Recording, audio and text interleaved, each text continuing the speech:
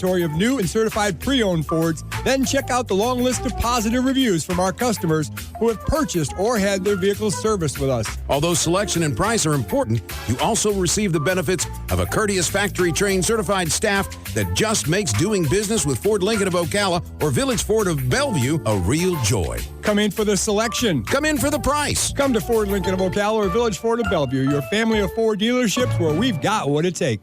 Ocala's information station, 1370 WOCA. Ocala.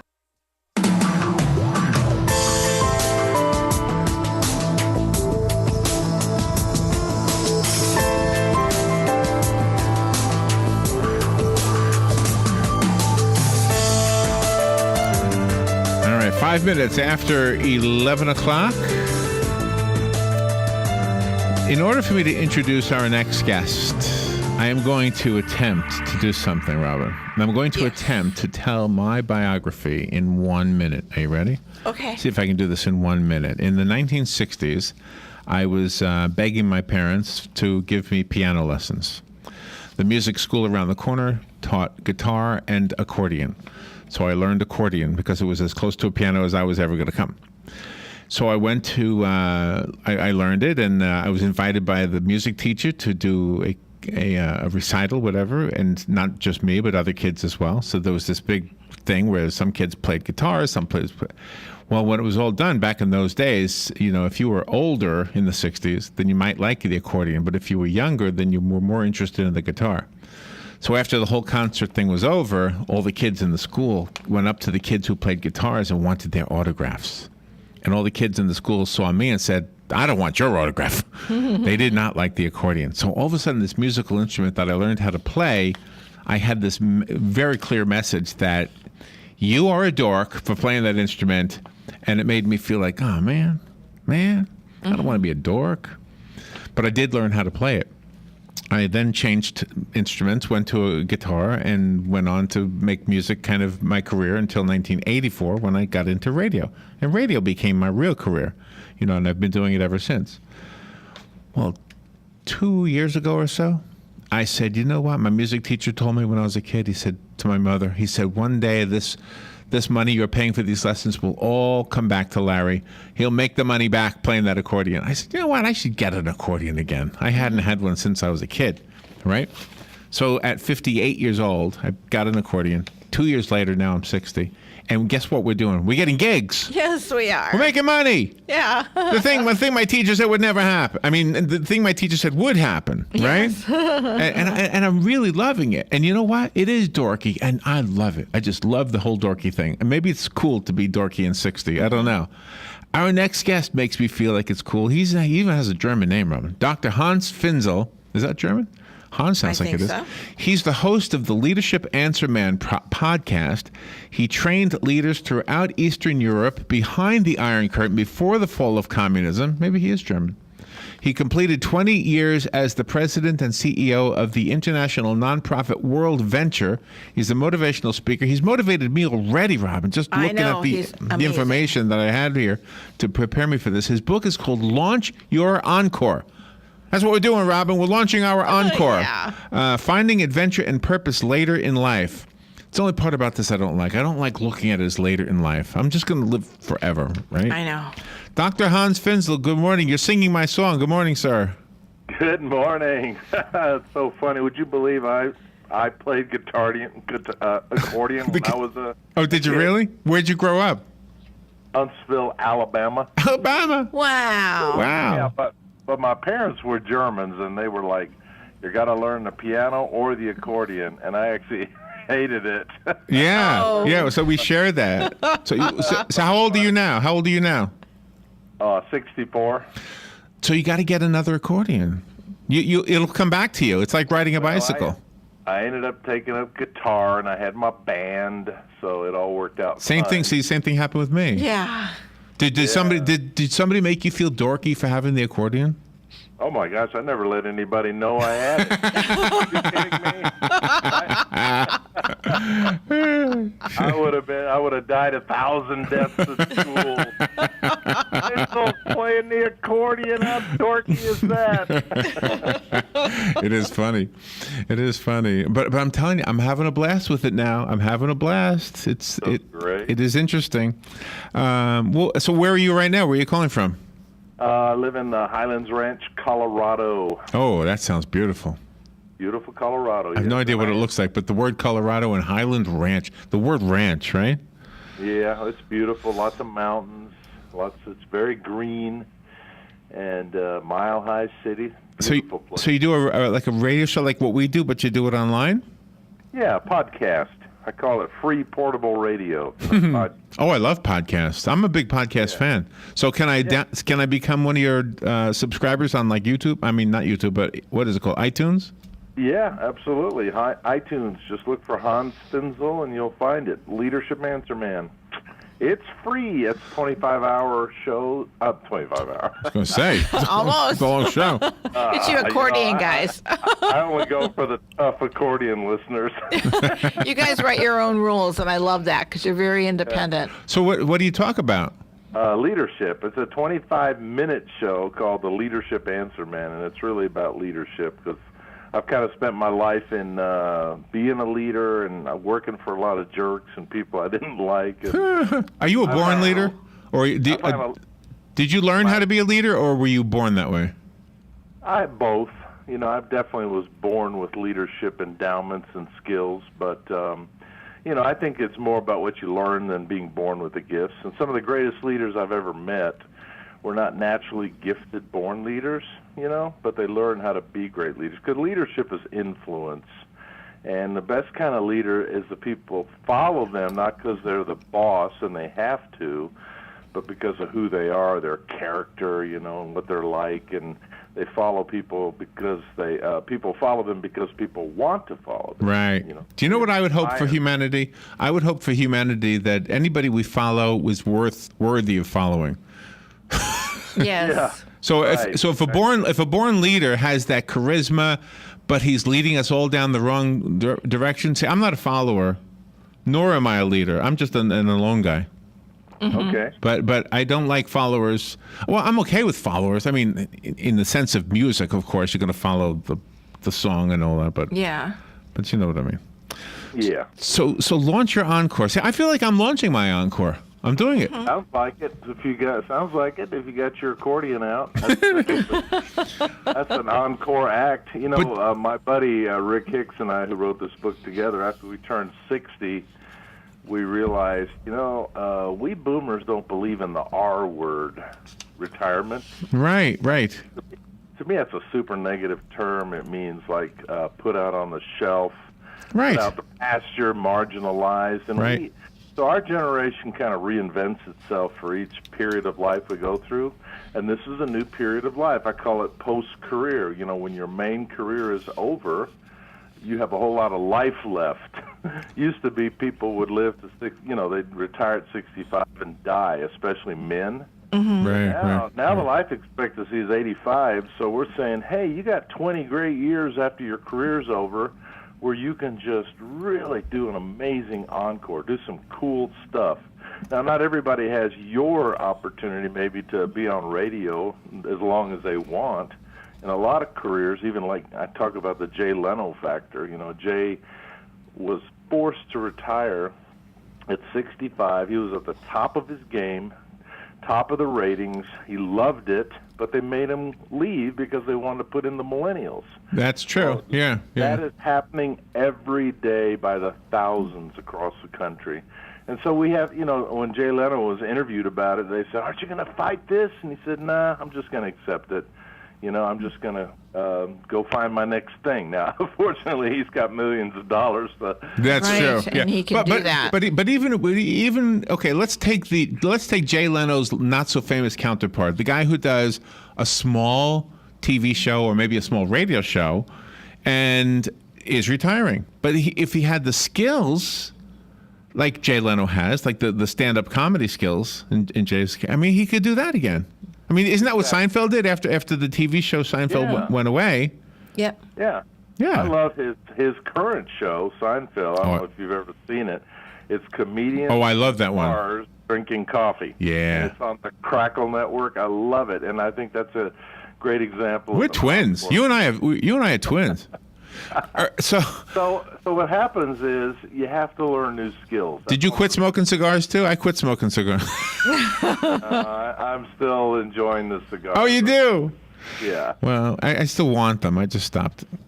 Yeah. But you do smoke them. You see, we had that in common too. That's right. Yeah, I have a little cigar club. In fact, today's Friday. This afternoon, we meet at this place at 3. Oh, wonderful. And whoever shows, about a dozen of us, and we talk about things and smoke cigars. It's a great little club. Wow. It's male bonding, you know. Yeah. I could do without that, actually. But you got to learn new skills. You got to have some sacrifices in life, right? Exactly. What are you a doctor in? A doctor of? Leadership. I have a PhD in the area of leadership. Oh, really? So somebody gets sick in their leadership, you get them well? Call me. Dr. Hans Finzel is our guest. Boy, I'm loving this conversation. I think I found a lost brother, Robin. I think so. Launch, soulmates. Different mother. Launch Your Encore is the title of his book, and we'll take a little break and be right back with Dr. Hans Finzel when we return. The weather is brought to you by myfwc.com. Safe boating is no accident. A nice weekend shaping up for the area. Sunshine today. Pretty low humidity, the high 80 to 84. And partly cloudy tonight with lows ranging from the low and mid-50s in the coolest inland spots to 64 at the coast. Sunny skies tomorrow, the high 78 to 82. And for Sunday, plenty of sunshine, high 80 to 84. From the Florida Weather Center, I'm meteorologist Joe Lundberg.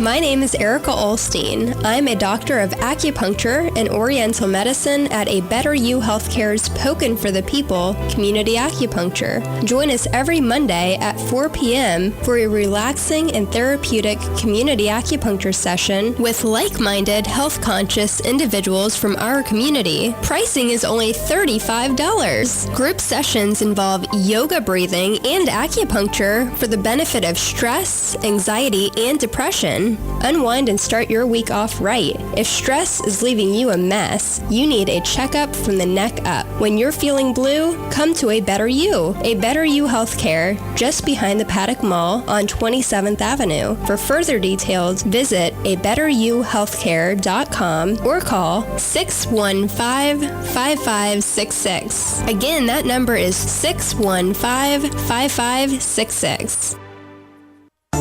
You've got a garden and we've got a show for you called You've Got a Garden with your host, Master Gardener Carol Ann Baldwin. Carol Ann answers your questions about your flowers, your veggies, your grass, your trees, even questions about your bugs. And she's only on WOCA, so don't miss Carol Ann Baldwin and You've Got a Garden each Tuesday from 9 a.m. to 10 a.m. right here on WOCA The Source.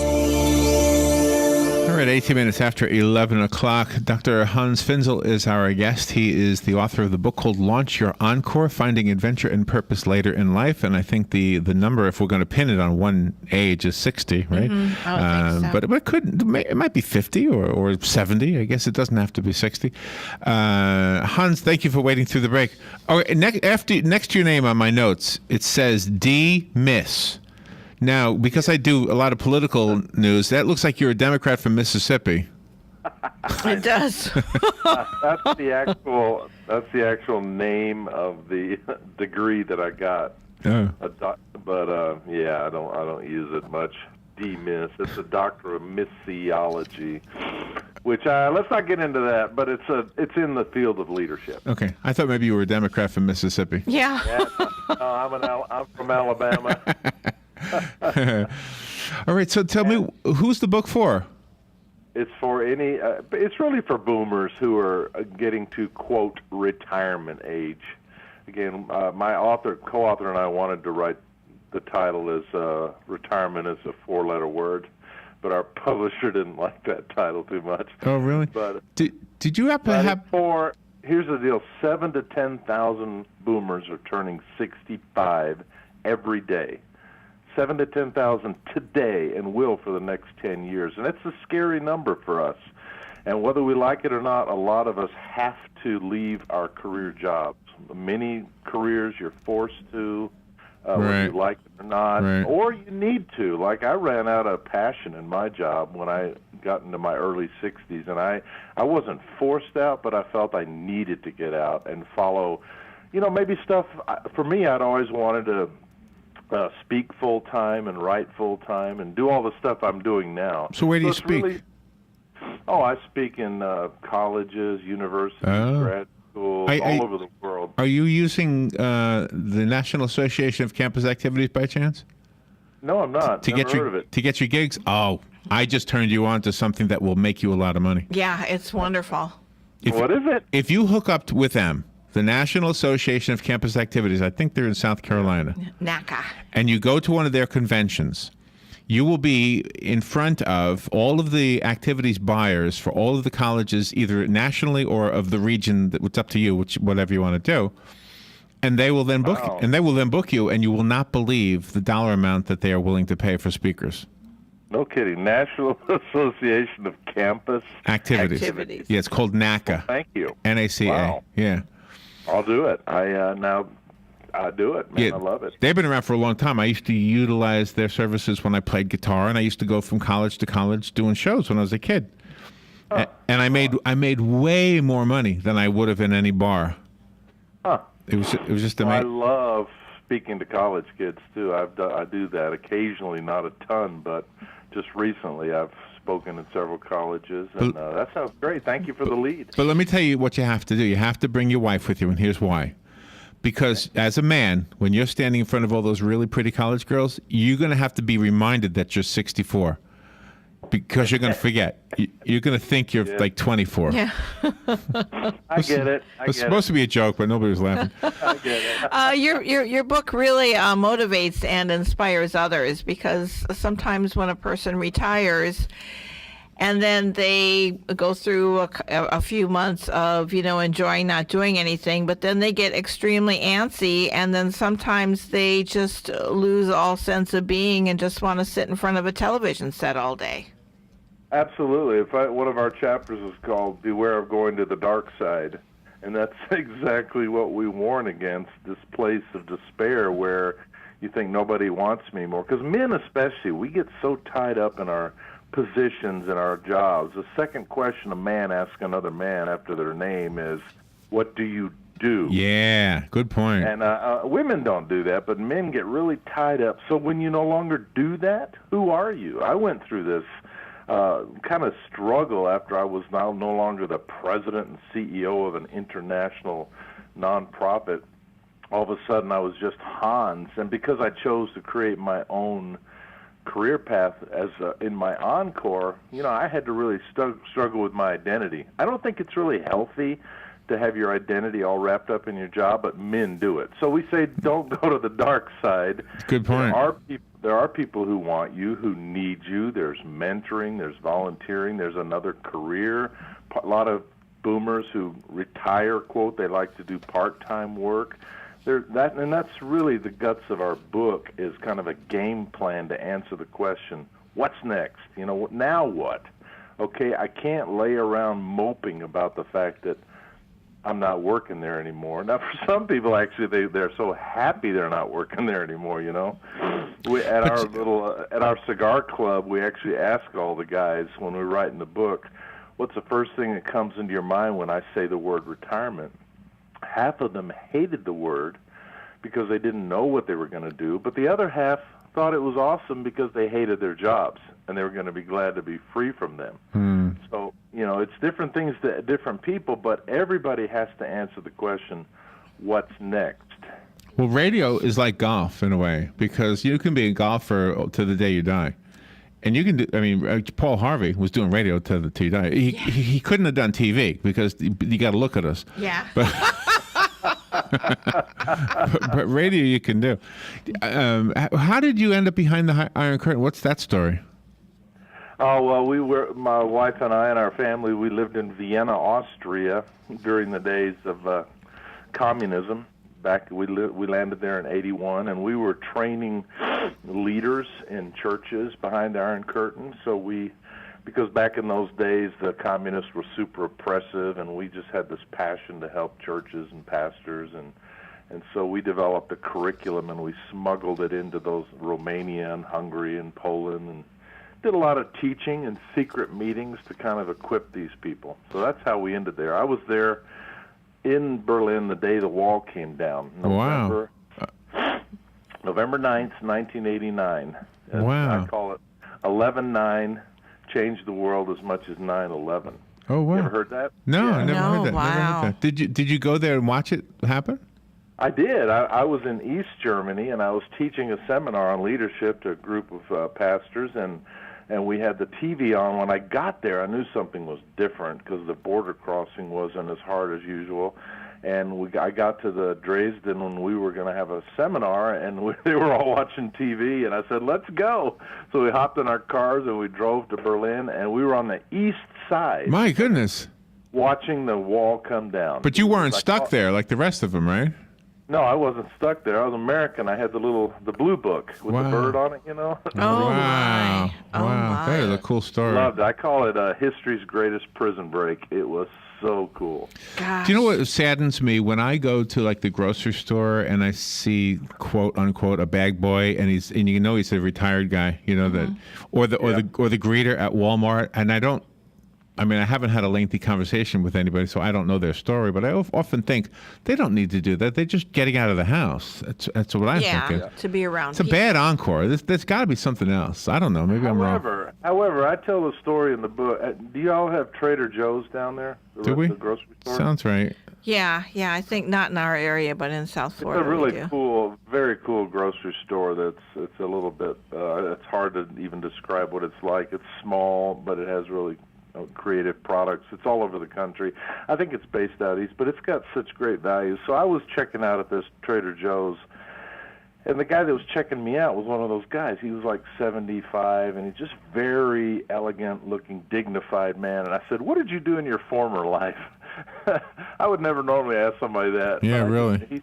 He said, "I was a financial life planner, financial planner." Wow. And I retired, and I got so bored, and I decided to come work here. And I love this place. The company is so great, and one of their values is engage with the customers. Mm-hmm. And he was having a blast. So there you go. So you see, it just makes me.